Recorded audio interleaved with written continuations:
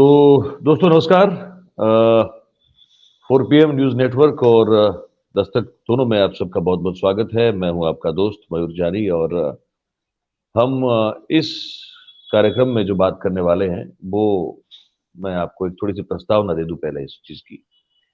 वो ये है कि जिस तरह से हम देख रहे हैं पिछले कुछ 1 डेढ़ साल से, चाहे वो फिर बनारस का काशी विश्वनाथ महादेव का मंदिर क्यों ना हो या फिर वो उज्जैन का महाकाल का मंदिर क्यों ना हो और नवीनीकरण या जीर्णोद्धार या पुनरुद्धार के नाम पर जो हम देख रहे हैं, वो बहुत सारे लोगों को जिनको धर्म में आस्था है, जिनको अपने इष्ट देव में या अपने जिस चीज़ चीज़ को भी मानते हैं, महादेव का मंदिर हो तो जिनको आस्था है, वो लोग इसको इससे सुखी नहीं है। हमने धर्म संसद जो है, वो वाली धर्म संसद नहीं जो कुछ भी बोले रहती है, वो वाली धर्म संसद जो बड़ी ठहराव वाली है। उनके राष्ट्रीय प्रवक्ता से बात की तो उन्होंने तो बड़ा आपत्ति जताई कि शंकराचार्य जो सबसे बड़े होते हैं हमारे सनातन धर्म में, उनको तो इन सब चीज़ों से बाहर रखा जा रहा है। उसके बाद पावागढ़ का मंदिर, महाकाली का मंदिर गुजरात का 2022 के चुनाव से पहले प्रधानमंत्री जी ने इसको कहा कि 500 साल में ये पहली बार हुआ है। मुस्लिम आक्रांताओं का ज़िक्र होता है और उसके बाद वहाँ भी कुछ व्यवस्था इस तरह से हो जाती है कि लोग उतने खुश दिखाई नहीं देते हैं। ये सब तो हो ही रहा था, लेकिन फिर जो है 51 शक्तिपीठें हैं हमारी। 51 शक्तिपीठों में से एक जिसको माना जाता है बड़ी महत्वपूर्ण, अंबाजी माँ अम्बे की शक्तिपीठ है। राजस्थान और गुजरात की बॉर्डर पे बनासकांठा जिले में पड़ती है। वहाँ एक विवाद शुरू हुआ और वो 3 मार्च से शुरू हुआ। वो कल तक रुकने का नाम नहीं ले रहा था। वो विवाद ये था कि रिवाज के तौर पर, रवायत के तौर पर वहाँ जो प्रसाद चढ़ाया जाता था माता जी को, वो प्रसाद था मोहन थाल का जो बेसन से बनता है। और उसको बंद करके अचानक से वहाँ मूँगफली की चिक्की शुरू कर दी और जो धर्म और भक्ति में जो माता जी की भक्ति में जो आस्था रखने वाले जितने भी करोड़ों श्रद्धालु हैं, भक्त हैं, भाविक हैं सब, उन सबका जो है, वो बड़ा गुस्सा जो है फूट पड़ा और उन्होंने सरकार के खिलाफ, आप सब जानते हैं मैं लगातार 10 दिन से 12 दिन से आपको बता रहा हूँ, किस तरह से एक मोर्चा खोल दिया। विश्व हिंदू परिषद जो एक तरह से एक पाला हुआ तोता हुआ करता था भारतीय जनता पार्टी का, वो कैसे मैदान में कूद पड़ी। और उसके बाद सरकार, गुजरात सरकार को कल एक निर्णय ये लेना पड़ा मजबूरी में कि अब उन्होंने कहा कि जो मोहनथाल बंद कर दिया गया था, अब उसको भी शुरू किया जाएगा। मतलब चिक्की जो मूँगफली की थी, वो तो रहेगी रहेगी, लेकिन मोहनथाल अब शुरू कर दिया जाएगा। लेकिन मैं आपको एक चीज़ और बता दूँ, हमारे जो नेशनल चैनल पे देखने वाले दर्शक हैं, इस प्रसाद को बेचा जाता है, इसको बाँटा नहीं जाता है। भक्तों को प्रसाद बाँटा जाता है, लेकिन यहाँ पे जो है, ये प्रसाद बेचा जाता है। तो वो पूरी एक जो स्थिति हम देख रहे हैं, तो सवाल हमारे मन में ये खड़ा होता है कि भाई हिंदू हित रक्षक होने की बात करते हुए, हिंदू धर्म में मानने वाले या सनातन में मानने वाले जितने भी करोड़ों लोग हैं, इनकी आस्था और उनकी श्रद्धा के साथ खेलते-खेलते जो लोग सत्ता में बैठे हैं, और उसमें एक चीज़ मैं ये भी जोड़ दूँ, साबरमती आश्रम जो है हमारा महात्मा गांधी का, उसका भी जो जीर्णोद्धार और उसका भी जो है उसको अलग तरह से नवीनीकरण करने के मामले को लेकर जिस तरह से वो काम चल रहा है पूरा, वो भी इससे भी जो है गांधीयन तो खुश नहीं है। तो ये सब चीज़ें हैं, तो हम बात करना चाहते थे आज इस मुद्दे पे कि क्या ये जो हिंदू हित की बात करेगा, वही देश पे राज करेगा वाली सरकार जो है, ये क्या हिंदू हित या उनकी श्रद्धा को ध्यान में रख के मद्देनज़र कुछ कर रही है, या 156 की जो सीना हो गया है गुजरात में या देश में भी, तो इसको क्या मतलब ये समझा जाए कि फिर अब जनता का कोई भी मत हो इन सब चीज़ों को लेकर, इसकी कोई मान्यता रहेगी नहीं। तो इस सब चीज़ों को समझने के लिए हमने बहुत वरिष्ठ पत्रकार हैं हमारे राकेश पाठक जी, कर्मवीर.org चलाते हैं। इसके अलावा आप सब जानते हैं कि पाठक जी जो है वो बहुत सारे अ अ, अखबार जो हैं उनके संपादक रह चुके हैं, जैसे नई दुनिया हो या नवभारत हो, और बहुत सीनियर हैं और हम जो है मतलब मेरी पीढ़ी के लोग जो हैं वो देखा करते हैं, उनका काम देख-देख के बड़े हुए हैं। तो आपका बहुत-बहुत स्वागत है पाठक जी। और आपने प्रस्तावना सुनी होगी कि ये ये जो कहर ढाया जा रहा है लोगों की श्रद्धा और आस्था पर, चाहे वो फिर विश्वनाथ, काशी विश्वनाथ से शुरू करे, महाकाल तक जाए या फिर अम्बे माता जी जी के मंदिर के प्रसाद तक जाए, करना क्या चाहते हैं ये लोग?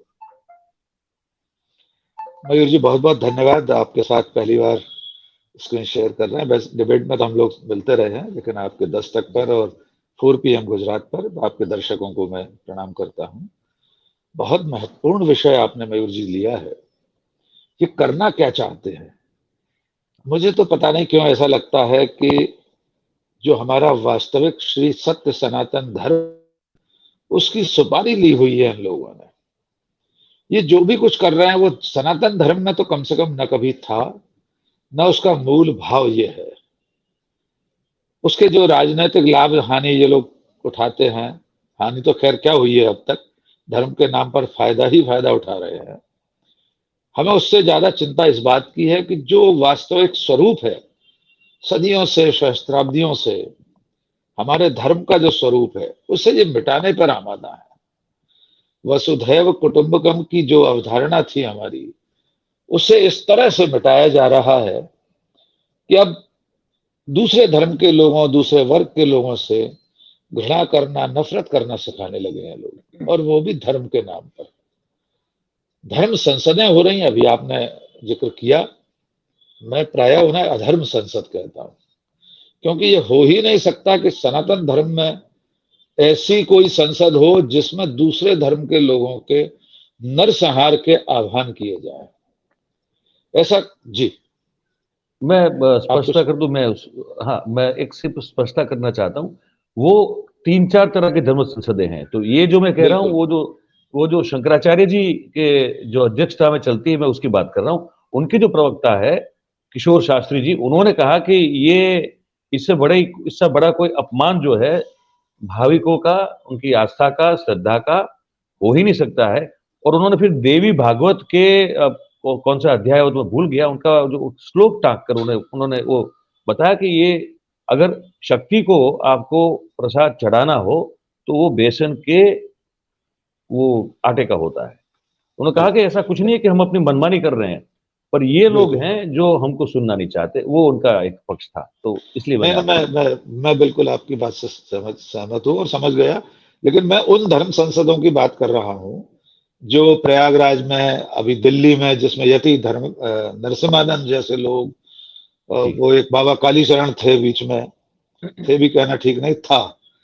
ऐसे लोग जो दूसरे लोगों के संहार की बात करते हैं और दूसरे नागरिकों को, इंसानों को मारने की बात करते हैं, अगर ये धर्म के नाम पर संसदें हो रही हैं और सत्ता में बैठे लोग खामोश हैं, उन पर कानून की कोई कार्रवाई नहीं हो रही, तो मैं ये कहने के लिए विवश हूं कि ये लोग, ये एक विचार परिवार, ये पूरा समूह सनातन धर्म को नष्ट करने की सुपारी लेकर आया है। आपने अंबाजी मंदिर में जो प्रसाद, मोहन भोग वितरित होता था, उसका जिक्र किया। वो बिकता है, यही मुझे उचित नहीं लग रहा।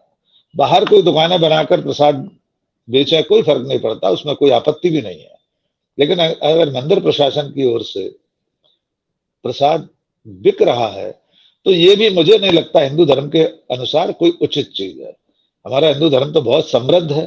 हमारे सारे सारे धर्म स्थल इतने समृद्ध हैं, करोड़ों के, अरबों रुपए के जेवरात हमारे मंदिरों में हैं, दान पेटियां लगी हुई हैं, लाखों करोड़ों रुपए इकट्ठा होता है। तो क्या एक 50 ग्राम, 100 ग्राम का प्रसाद मंदिर प्रबंधन अपनी ओर से नहीं वितरित कर सकता? चलिए, अगर बेचना ही है तो जो सदियों से चली आ रही परंपरा है, आप जैसा कि कह रहे हैं, कई शताब्दियों से अंबाजी के मंदिर में वो बट रहा था, तो अब मूंगफली की चिक्की का टेंडर भी हो गया, वो बिकने भी लगी। तो मुझे ऐसा लगता है ये सब परंपरा को नष्ट करने पर आमादा है लोग। और मुझे दुख इस बात का है कि जो हमारा सकल हिंदू समाज है, जो बृहत्तर हिंदू समाज है, पता नहीं वो मौन कैसे है। आप कह रहे हैं वहां विरोध हुआ और उसके बाद सरकार को, गुजरात सरकार को फैसला ये करना पड़ा कि चिक्की भी बिकेगी और मोहन भोग भी। लेकिन ये फैसला किया ही क्यों गया कि लोगों को विरोध में उतरना पड़े? जी मयूर जी। परसों तक तो ये था जी। पाठक साहब की सरकार के जो प्रवक्ता मंत्री हैं ऋषिकेश पटेल, उन्होंने सरकार की ओर से परसों ये बयान दिया था कि भैया जिसको जो करना है कर ले, ये हमने बहुत सोच समझ के निर्णय लिया हुआ है और चिक्की जो है वो 3-3 महीने तक वो ताज़ा रहती है। आप विदेश में भी भेज सकते हो, आप देश में भी भेज सकते हो, आप अपने घर पे रख सकते हो, वो खराब नहीं होगी। मोहन थाल मतलब कि जो आप मोहन भोग जो कह रहे हैं, वो बड़े जल्दी खराब हो जाता है, क्योंकि वो बेसन से बनता है। ये इनकी सरकार की एकमात्र ऑफिशियल दलील। लॉजिकल एक्सप्लेनेशन जो है वो यही था परसों तक। और परसों तक बड़े एडमंट थे कि आप कुछ भी कर लो, वो हम चिक्की बंद नहीं करेंगे और मोहनथाल मोहन भोग शुरू नहीं करेंगे। फिर जब लगा कि अब ये बहुत ही मतलब हाथ से जा रहा है बाहर, और फिर विश्व हिंदू परिषद बड़ी बड़ी मैं बताऊं, एक बड़ी इंटरेस्टिंग सी घटना हुई इसमें। अब आप जानते हैं, हम सब जानते हैं, प्रवीण तोगड़िया जब तक थे तब तक की विश्व हिंदू परिषद जो थी वो नरेंद्र भाई के ताबे में नहीं थी, काबू में नहीं थी। ठीक है, बिल्कुल नहीं। वो पूरा तख्ता पलट कर दिया गया, पूरे सब के सब पदाधिकारी हटाए गए, अपने लोग डाले गए, मतलब कि वो एक पालतू कुत्ता बना के रख दिया गया है, जिसके मतलब बोलने चाले की टर्म में अगर बात करें तो कि वो कहेगा तो भोंकेगा, वो कहेगा तो काटेगा, वो वाली बात। ठीक है, वो विश्व हिंदू परिषद ने हर खौफ और हर डर और अपने मालिक की मेहरबानी या उसकी कोई इच्छा की चिंता किए बगैर, उसके प्रदेश अध्यक्ष है अशोक रावल, उन्होंने झंडा उठा लिया 4 दिन से सिर्फ। उन्होंने कहा, अच्छा उन्होंने ये कह दिया, मतलब मुझे तो बड़ा ताज्जुब हुआ। उन्होंने कहा कि जो सरकार लोगों की, अच्छा ये कहा कि जिनकी आस्था और श्रद्धा के साथ खेलकर आप लोग जहां बैठे हो, अगर वो उनकी श्रद्धा को आपने तोड़ मरोड़ दिया तो आपकी सत्ता जाने से आपको कोई अब चली जाएगी और उसको कोई रोक नहीं पाएगा। ये बोल दिया। मैंने कहा ये बड़ी हिम्मत हो गई इनकी, ये कैसे हो गया? एक तो ये हो गया, देखिए, और दूसरी बात ये हो गई कि हर्ष संघवी गृह राज्य मंत्री हमारे, तो उन्होंने डांट डांटने के सुर में ये कहा वीएचपी को कि कम से कम आपको विरोध न करें। तो अशोक रावल ने हर्ष संघवी को यह कहा कि हर्ष संघवी साहब, आप जैन हो और बहुत ही बड़ा एक तीर्थ स्थल है जैनों का, अगर आपको पता हो शायद सर, महुड़ी जो है, महुड़ी हमारे यहाँ बिल्कुल गांधीनगर से करीब है, बहुत प्रसिद्ध जैन स्थल है, और वहां प्रसाद के तौर पर सुखड़ी मिलती है, और उसकी मान्यता यह है कि उसको आप वहां से बाहर नहीं ले जा सकते, आपको वहीं वो प्रसाद को खा लेना है, और वो बिकती नहीं है। ठीक है, तो उन्होंने कहा कि क्या आप अगर महुड़ी जैन तीर्थ है वहां पे, वहां प्रसाद अगर चेंज करवा सकते हो तो हम मानेंगे कि अंबाजी में आप प्रसाद चेंज किया, वो हम सुख स्वीकार करने। इतनी हिम्मत खुल गई वहां पे वीएचपी। और उसके बाद मुझे लगता है शायद कि और भक्त लोग तो वैसे ही, अच्छा नाक कहाँ कटी पता है आपको इनकी?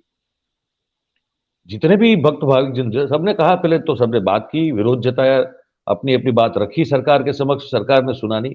इन्होंने कहा सरकार जाए तेल लेने। इन सब ने मिलके रोज की 200 किलो मोहन भोग, मोहन थाल, रोज का 200 किलो शुद्ध घी और से बना हुआ, उन्होंने मुफ्त में वहीं वही परिसर में मुफ्त में क्या बात। निशुल्क उसका वितरण करना, बांटना शुरू कर दिया। अच्छा, 1 साल का पूरा बुकिंग हो गया भक्तों का, एक आज के दिन के लिए मैं खर्च करूंगा, किसी ने कहा बहुत तुझे मैं अच्छा। करूंगा। 1 साल का बुकिंग हो गया। मैंने उस दिन कार्यक्रम में कहा, मैंने कहा इतनी बड़ी नाक कटी है आज इनकी, ये कभी फिर से ये उसको उगा नहीं पाएंगे नाक को। ठीक है, और 2-3 दिन हुए, इनको लगा कि अब बहुत हो गया, तो अब उन्होंने शुरू कर दिया। लेकिन अभी भी प्रॉब्लम तो यही है, जैसे आपने कहा सर, वो बेच रहे हैं, बांट नहीं रहे हैं। बिल्कुल 25 रुपया पर पैकेट बिल्कुल। असल में मयूर जी मोहन भोग देखिए का। जी, क्या होता है कि किसी चीज की जब अति हो जाती है, आप विश्व हिंदू परिषद के मुखर होने की बात कर रहे हैं, उन्होंने बोला है, और जब अति हो जाती है तो भीतर से कोई ना कोई तो आवाज उठती है। संघ और उसके आनुषंगिक संगठन भी देख तो रहे होंगे कि सत्ता अति कर रही है। जहां तक ना कटने का सवाल है मयूर जी, उससे इन्हें कोई फर्क नहीं पड़ता। आपको याद होगा जब किसान बिल पास हुए थे तो उसके बाद माननीय प्रधानमंत्री जी से लेकर कृषि मंत्री तक और उनके छोटे भैया प्रवक्ता तक लगातार दावा करते थे किसान कानून वापस नहीं होंगे, छाती ठोककर संसद से लेकर सड़क तक। हाँ, लेकिन एक बिल्कुल। दिन प्रधानमंत्री जी आए और टेलीविजन पर कह गए, मैं हमारी तपस्या में कोई कमी रह गई होगी, और वापस ले लिए। तो इनके कहे से इन्हें कोई फर्क नहीं पड़ता, ये कब गुलाट खा जाए, कब पलटी मार जाए, कब अपने थूके को चाट लें, ये हम तक धर्म का विषय है। मैं एक और विषय मयूर जी लाना चाहता हूँ। आप सिर्फ प्रसाद की जी, बात कर रहे हैं, और जी, हमारे जो वास्तविक धर्मगुरु हैं, शंकराचार्य हैं, जिनकी जी, वाकई में मान्यता है, उनकी अनदेखी का जहां तक प्रश्न है, आपको याद होगा राम मंदिर के भूमि पूजन में एक भी शंकराचार्य आमंत्रित नहीं था। नहीं था, नहीं था। माननीय प्रधानमंत्री और सरसंघ चालक बैठ के पूजन करा रहे थे। क्या यह संभव है कि एक हिंदू समाज में, बहुसंख्यक हिंदू समाज वाले देश में, जो लोगों की आस्था का केंद्र राम मंदिर 50 साल से, 70-80 साल से विवाद का केंद्र बना हुआ था, इतनी बड़ी घटना हुई देश में, उस घटना के बाद, 92 की घटना के बाद विभाजन इतना सारा हो गया, सामाजिक सौहार्द खत्म होता जा रहा है, और उस उपलब्धि को शुरू करते समय, उसके विधिवत प्रारंभ के समय, पूजन अर्चन के समय, एक भी शंकराचार्य आमंत्रित नहीं था। नहीं, कभी नहीं। मुझे स्मरण नहीं है कि दर्शक दीर्घा में भी कोई शंकराचार्य बैठा हो। चलिए, अगर आपने पूजन, आपने और सरसंघ चालक जी ने तय कर लिया, तो कम से कम शंकराचार्य को बुला के एक स्टेज पर बिठा देते कहीं अगल बगल में, लेकिन किसी को नहीं बुलाया गया। पर हिंदू समाज को अब कोई फर्क नहीं पड़ता, ये ज्यादा दुखद बात है। जी, जो हिंदू राष्ट्र की कल्पना करने में जिन दिन रात डूबा रहता है, जो दिन रात सोशल मीडिया पर, फेसबुक, ट्विटर, व्हाट्सएप पर हिंदू राष्ट्र बनने की कामना करता है, उसका संविधान बनाया जा रहा है। विश्व हिंदू परिषद, जो कौन सी संत परिषद थी, उसने प्रयागराज में एक सम्मेलन किया था कि जिसमें बाकायदा उसके लिए संविधान सभा गठित हो गई थी। मैंने एक वीडियो बनाया था, बहुत वायरल हो चुका है, और अब तक वो वायरल होता रहता है। 2 लाख व्यूज से ज्यादा हो चुके हैं, क्योंकि अंधभक्त लोग उसको ये सोचकर आगे बढ़ा देते हैं, उन्हें लगता है कि हिंदू राष्ट्र के संविधान के पक्ष में ये वीडियो है, जबकि वो जब सुनना शुरू करते हैं तब आगे पता चलता है कि मैंने उसकी आलोचना की है कि एक संवैधानिक राष्ट्र राज्य में किसी धर्म के नाम पर राष्ट्र की मांग उसी तरह असंवैधानिक है हिंदू राष्ट्र की मांग, जैसे खालिस्तान की मांग गलत है, जैसे कोई तमिल राष्ट्र की मांग करने लगे वो गलत है, इसी तरह हिंदू राष्ट्र की मांग भी गलत है। लेकिन ये जो लोग सत्ता में इस वक्त बैठे हैं, ये धर्म की आपकी किसी भी मान्यता को, किसी परंपरा को बचाए नहीं रखना चाहते। आपने इंट्रो में शुरू में महाकाल की बात कही, आपने काशी विश्वनाथ की बात कही। आज अगर देखा जाए तो काशी विश्वनाथ कॉरिडोर बनते समय, उसके विकास के समय, कितने सारे, कितने हजार, कितने सैकड़ों मंदिर तोड़ डाले गए, जो सदियों से बनारस में थे, गलियों में, सड़कों पर, सड़कों के किनारे, मोहल्लों में। कोई चू नहीं बोला। किस कदर बेकदरी हुई है। कितनी शिवलिंग, कितने नंदी, कितने गणेश जी की छोटी बड़ी मूर्तियां सड़कों पर, नालों में पड़ी रही हैं बनारस में। हिंदू समाज को कोई फर्क नहीं पड़ा। महाकाल कॉरिडोर बन गया, जिसका नाम प्रधानमंत्री जी ने महाकाल लोक नाम दे दिया है। वो एक फिल्म के सेट जैसा बना दिया गया है। जो हमारे धर्म की सादगी है, हमारे हिंदू धर्म की जो परंपरागत विनम्रता है, वो हमारे स्थापत्य कला से लेकर सब जगह दिखाई देती है, लेकिन वो ऐसा बना दिया गया है। मैं मयूर जी उदाहरण के लिए बताऊं कि जैसे रामोजी फिल्म सिटी है हैदराबाद में, फिल्म की शूटिंग के लिए मंदिर बनाए जाते हैं, गुरुद्वारे, मस्जिद, hotel, airport, bus stand. Mahakal लोक भी इतना भव्य बना दिया गया है कि जैसे किसी फिल्म का सेट है। इसी तरह जलियांवाला बाग को जब इन लोगों ने उद्धार किया, इतना घटिया उसका दोबारा से इस प्रस्तुति हुई है। उसके जो कॉरिडोर हैं, वो जो गंभीरता थी जलियांवाला हत्याकांड की, वो जो उस जगह की जो दर्द था, जो पीड़ा पहले दिखाई देती थी, वो सादगी खत्म हो गई। आपने जैसे उन गलियारों को म्यूजियम के गलियारों जैसा बना दिया है। तो मैं ऐसा मानता हूं कि जैसे ये सरकार, भारतीय जनता पार्टी, हमारे देश की जितनी विरासत है, चाहे वो धार्मिक हो, सांस्कृतिक हो, सामाजिक हो, उस सबको नष्ट करने पर आमादा है। ऐसा कोई निशान नहीं छोड़ना चाहते जिससे ऐसा लगे कि हमारी विरासत गांधी था, हमारी विरासत सादगी थी, हमारी विरासत जलियांवाला में हुए शहीद थे, हमारी विरासत हमारे वे मंदिर थे जिनकी प्राकृतिक और प्राचीन रूपाकार, उनकी सुंदरता सादगीपूर्ण थी, लेकिन आपने उनको फिल्मी सेट जैसा बना दिया। इसके पीछे मुझे कभी कभी मयूर जी एक बात और लगती है, जितनी भी विरासत है, चाहे ये गांधी की विरासत को मिटाने पर की बात करें, नेहरू की बात करें, शायद इनके मन में कहीं कोई हीनता बोध है, कोई इंफीरियरिटी कॉम्प्लेक्स है कि आजादी की लड़ाई में ये कहीं थे नहीं। मैं थोड़ा सा राजनीति की तरफ ले जाना चाहता हूं, क्योंकि देखिए जी, जी, बिल्कुल। ये सब बहुआयामी विषय है। हम इस एक विषय की मीमांसा करते समय ये देखते हैं इसके मूल में कारण क्या है। तो मुझे बार बार ऐसा लगता है कि पूरे स्वतंत्रता संग्राम में इनकी कोई भूमिका नहीं थी। 1925 में राष्ट्रीय स्वयंसेवक संघ बन गया था, लेकिन आज की तारीख में आज इनके पास एक भी महानायक नहीं है, आजादी का कोई हीरो नहीं है। तो क्या करते हैं, भारतीय राष्ट्रीय कांग्रेस के हीरोज को बोरो करते हैं, उनका अपहरण करते हैं, उनको अधिग्रहित करते हैं, उन पर अपना ठप्पा लगाते हैं। गांधी के सामने जाएंगे 30 जनवरी 2 अक्टूबर को नमन करने, पटेल को अपना बनाएंगे, पटेल की मूर्ति बना दी आपके राज्य में। अरे वही पटेल है जिसने राष्ट्रीय स्वयंसेवक संघ पर प्रतिबंध लगाया था, वही पटेल है जिनका बयान है कि संघ की घृणा का ही परिणाम है हमारे बापू की हत्या। तो मुझे लगता है चाहे अंबाजी में प्रसाद वितरण की, मोहन थाल की सदियों पुरानी परंपरा को बदलने का प्रयास हो, या और ऐसी तमाम कोशिशें, इसके पीछे वजह यह है कि इनका अपना कुछ नहीं है, इनके पास अपनी कोई विरासत नहीं है, इसलिए नया नया बना के उस पर अपना नाम, अपनी नेम प्लेट, अपना सील सिक्का थोपना चाहते हैं। जी मयूर जी। पर लगभग मुझे लगता है कि पाठक साहब आपने बहुत सही जो इस आयाम को लेके आया ना, ये बहुत सही लगता है। जैसे क्योंकि हर चीज आप अगर सुनेंगे तो है ये पहली बार हो रहा है, कोई भी चीज है वो पहली बार कह रहे हैं, है ना, कुछ भी है वो पहली बार हो रहा है और नया हो रहा है। आज तक ना किसी प्रधानमंत्री कर पाए हैं वो, ना कोई पॉलिटिकल पार्टी कर पाई है जो सत्ता बैठी, वो सब पहली बार हो रहा है।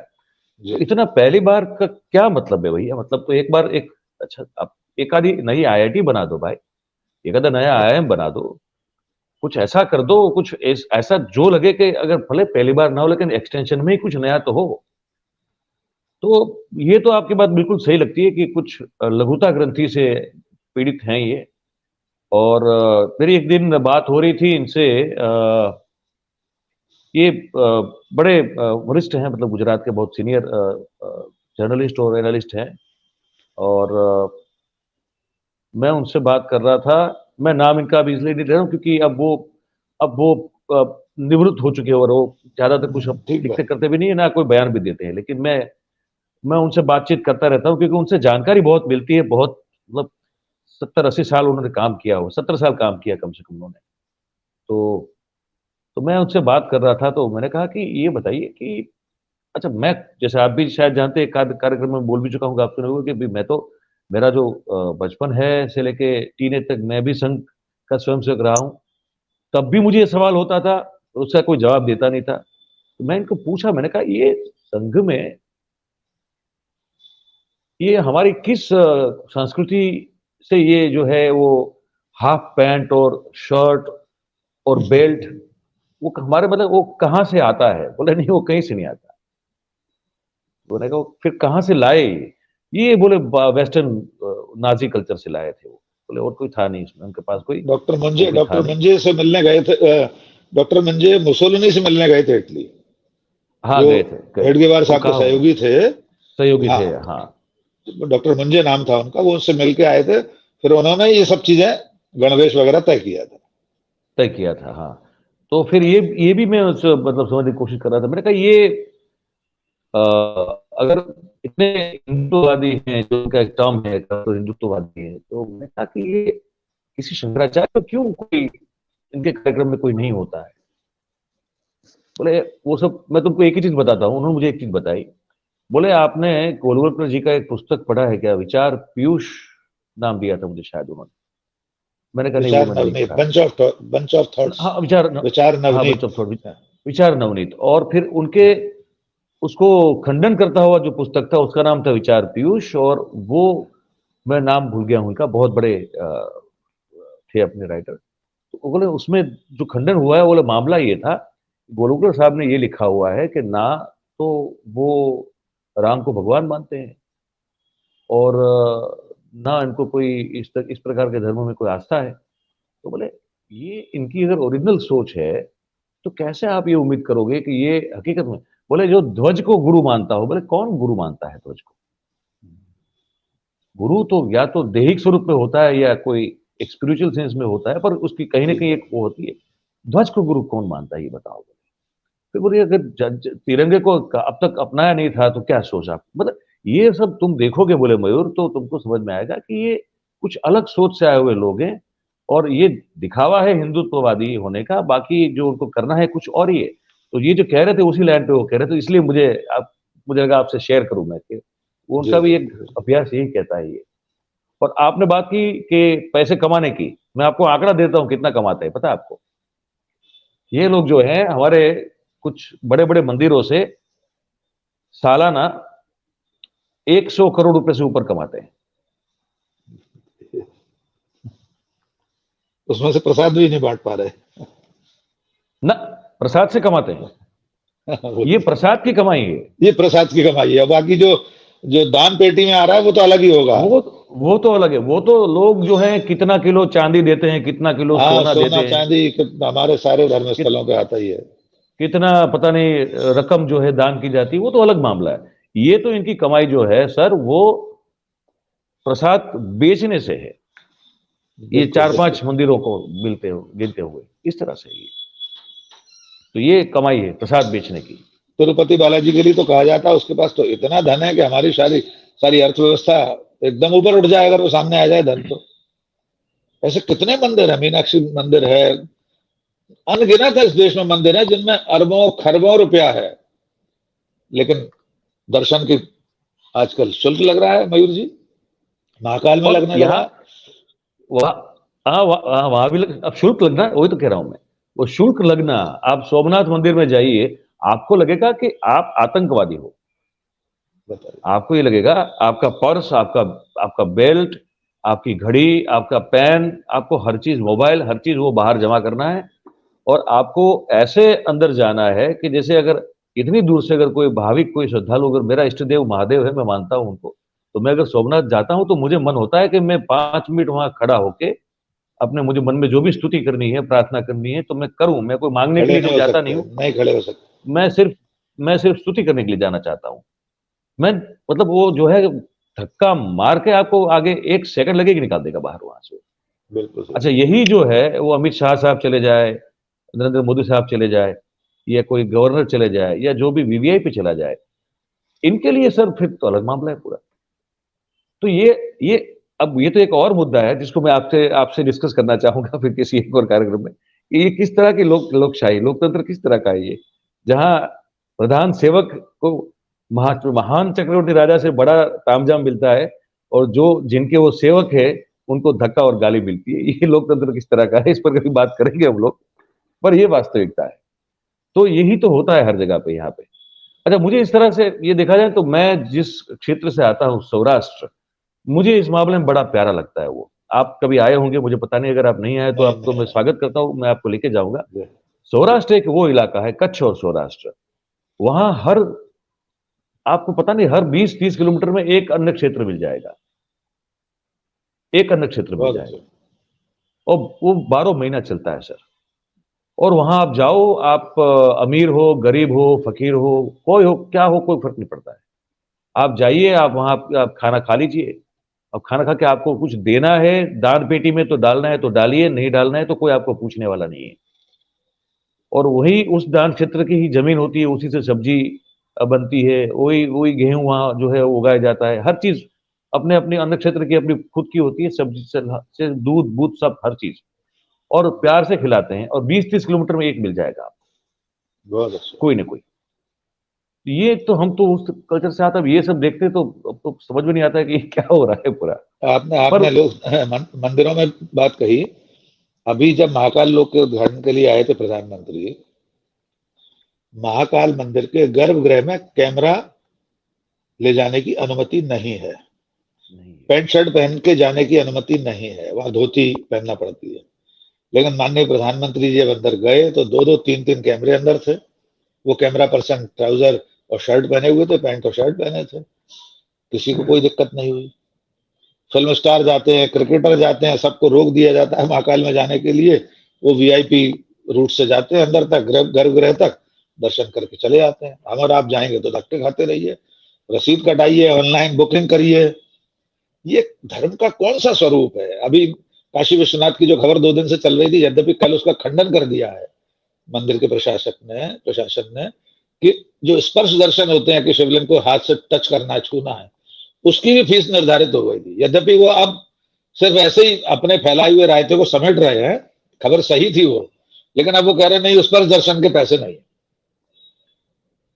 मतलब अच्छा, इससे हर मुझे याद आ चीज गया के काशी विश्वनाथ में हर चीज के पैसे हैं, प्रार्थना के पैसे हैं, दिया बत्ती करने के, आरती के अलग पैसे हैं। मुझे तो मेरा भगवान यहाँ इसी दिखता है, मुझे कहीं नहीं जाना।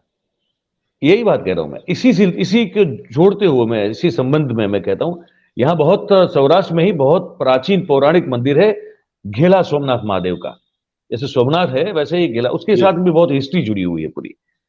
वहां वो राजकोट जिला जो है उसी प्रशासन के नीचे, वो कलेक्टर के नीचे आता है। वो सरकार हस्तक, उसका भी जो एडमिनिस्ट्रेशन है वो सरकार के हस्तक की है, कलेक्टर देखता है उसको पूरा।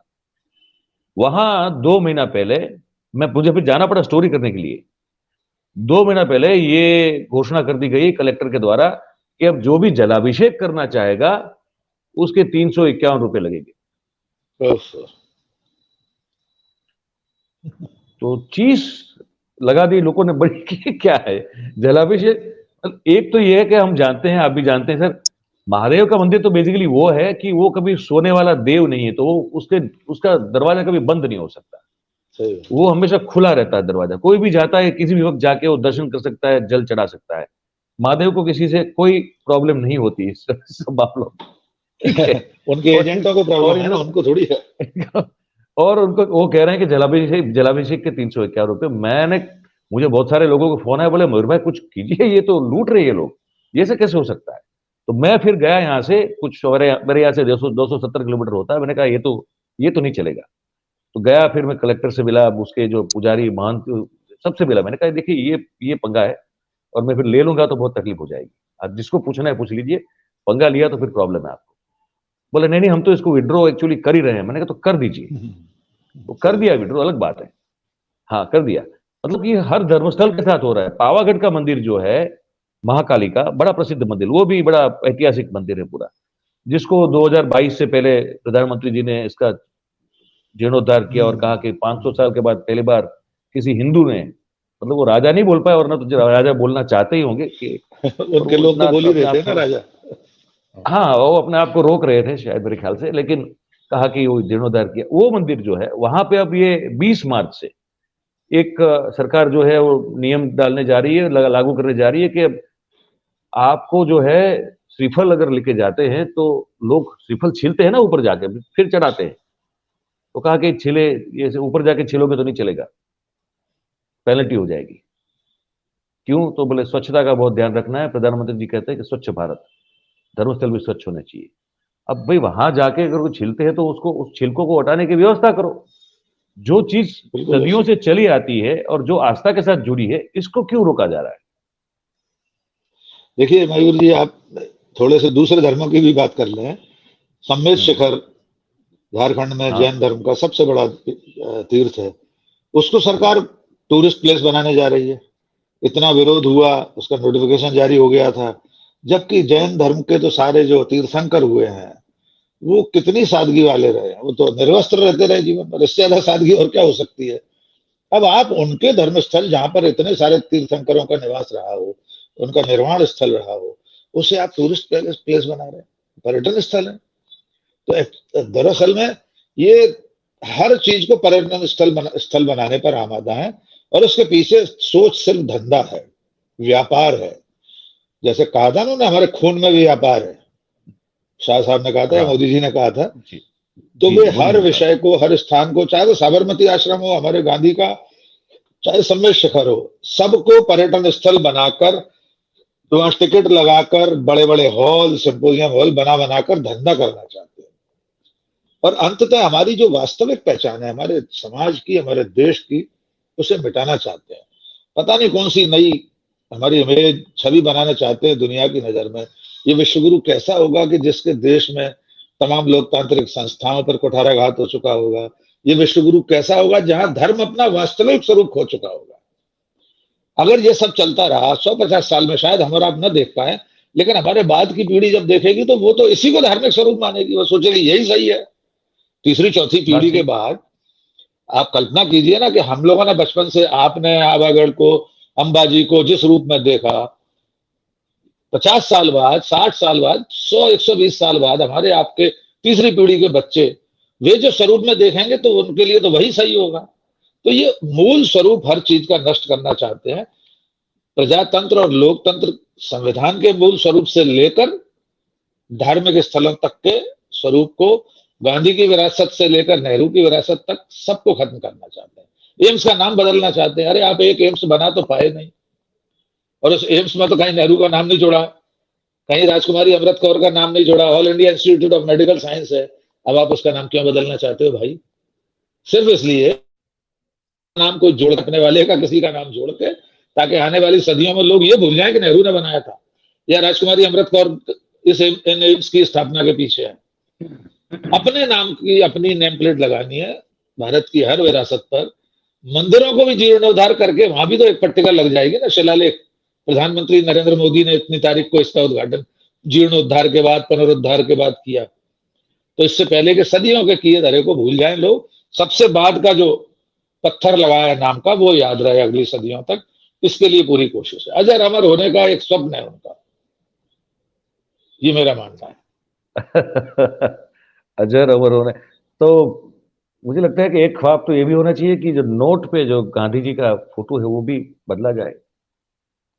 बिल्कुल होगा, बिल्कुल, कोई बड़ी बात नहीं है सर। देखिए, गांधी की विरासत को तो मिटाने पर आमादा है, ये आप अच्छी तरह जानते हैं। साबरमती आश्रम का स्वरूप बदल रहे हैं, आपने शुरू में जिक्र किया था, मैं तो उसका साक्षी हूं और थोड़ा बहुत उसमें मैं प्रयास किया था। 1100 करोड़ की योजना है साबरमती आश्रम का स्वरूप बदलने की। उसको भी सब इंटरनेशनल टूरिस्ट सेंटर बना रहे हैं। महात्मा गांधी का साबरमती आश्रम कोई टूरिस्ट सेंटर नहीं है। पूरी दुनिया वो देखने आती कि गांधी कैसे रहता था, हमारा गांधी कितना सादगी से रहता था।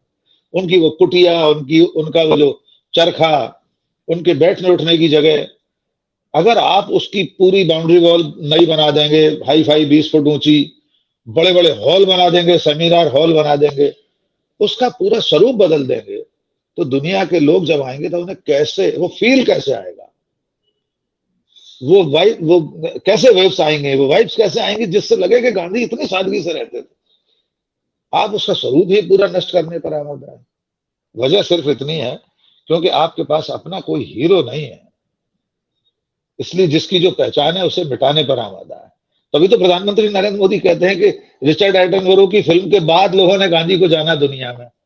अब उनको कौन बताए कि गांधी को उनके जीवन काल में पूरी दुनिया जान चुकी थी। रिचर्ड एटनबरो ने तो अभी 70-80 के दशक में फिल्म बनाई है। गांधी अपने जीते जी टॉलस्टॉय के साथ पत्र व्यवहार करते थे। टॉलस्टॉय कहां रहता था? रूस के आखिरी कोने में।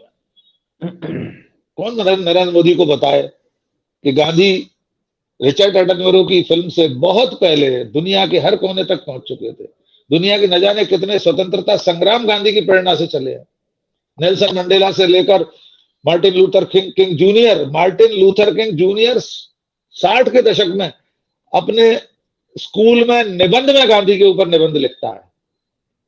और हमारे प्रधानमंत्री कहते हैं 21वीं सदी में इस वक्त कि गांधी को एक फिल्म की वजह से लोगों ने जाना। हद है, क्या कहा जाए। जी मयूर जी। चलिए सर, ये अब मुझे लगता है कि इस मुद्दे पर तो बहुत सारी बातें हो सकती है, मैं जानता हूँ, और बहुत सारे एग्जाम्पल्स हैं दिखाने के लिए, बात करने के लिए। और अंत में बस ये दर्शकों से बता दूं, ये जानकारी दे दूं कि इस बजट सत्र में जो गुजरात सरकार ने अभी अभी जो ये सत्र समाप्त हुआ, उसमें एक और बड़ी परियोजना सोची है। एक और मंदिर को अब जो है जाजल्यमान करना है, बनाना है उसको, और उसको भी बहुत बड़ा एक टूरिज्म स्पॉट बनाना है। उसका नाम है बहुचराजी माता का मंदिर। गुजरात में ये बड़ा आस्था का स्थल है, उत्तर गुजरात में ही पड़ता है। और वहाँ लोग जो हैं अपने बच्चे के मुंडन के लिए जाते हैं, उसके लिए वो बड़ा प्रसिद्ध है। उसको भी जो है करोड़ों करोड़ों रुपए की लागत पे अब एकदम नया, और जैसे पाठक सर कह रहे थे अभी कि ऐसा लगे कि फिल्म का सेट है बस और कुछ नहीं है, ऐसा बना देंगे आने वाले दिनों में। आप देखिए सर, वो भी हो जाएगा। ठीक है। तो सर आपका बहुत बहुत धन्यवाद, बहुत बहुत शुक्रिया, आपने जो बहुत अच्छी इंसाइट दी, और आपने ये जवाब जो दिया ना, मुझे बड़ा अच्छा लगा कि क्या करना चाहते हैं, करना क्या चाहते हैं और क्यों आपको ऐसा लगा। ये मुझे लगता है कि दर्शकों को उसको बड़ा ध्यान से सुनना चाहिए इस चीज को। तो मुझे लगता है कि आप भी समझ पाएंगे कि हर चीज का नवीनीकरण, हर चीज पहली बार, और हर चीज मैंने ही की, ऐसा क्यों हो रहा है ना। इस चीज की आपको जानकारी मिल जाएगी इस कार्यक्रम में।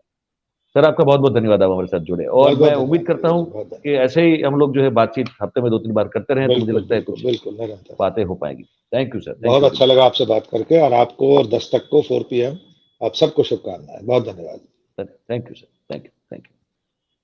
तो दोस्तों, पाठक साहब थे, और बहुत खुल के बात हुई हमारी, आपने सुना। और ये जो दृष्टिकोण है, ये और जो एंगल हमको बताया उन्होंने समझने के लिए, ये है कि एक तरह से एक लघुता ग्रंथि है, और उस लघुता ग्रंथि के साथ-साथ जुड़ा हुआ है हर चीज़ को बहुत ही ब्यूटीफाई करने का एक जुनून, एक जोश, और उसके साथ-साथ फिर उसको कैसे मोनेटाइज़ किया जाए, वो बात। तो वहाँ फिर कहाँ आपका और हमारा धर्म, और आपकी और हमारी आस्था या श्रद्धा या सही अर्थ में भक्ति, इन सब के बीच में, इन सब के आड़े कहाँ आ सकती है भाई? तो ये ज़रा सोचिए। और कार्यक्रम कैसा लगा, आप हमको ये ज़रूर बताइए। आप अपनी कमेंट करें कमेंट बॉक्स में, ताकि हम समझ सकें कि आपको ये कार्यक्रम कैसा लगा है। अच्छा लगा हो तो अच्छा बताइए, नहीं अच्छा लगा हो तो क्यों नहीं लगा, ये ज़रूर बताइए। हाँ, बाकी जो ट्रोलिंग आर्मी है, उनसे हमको कोई उम्मीद नहीं है, तो वो अपना काम करती रहे, उससे कोई हमको तकलीफ भी नहीं है। और फिर जैसे कि मैं हमेशा कहता हूँ, अच्छा लगा है तो लाइक कीजिए, शेयर कीजिए, सब्सक्राइब कीजिए, करवाइए, और 4 पीएम और दस्तक के साथ बने रहिए। आप सबका बहुत-बहुत धन्यवाद। Thank you very much. नमस्कार।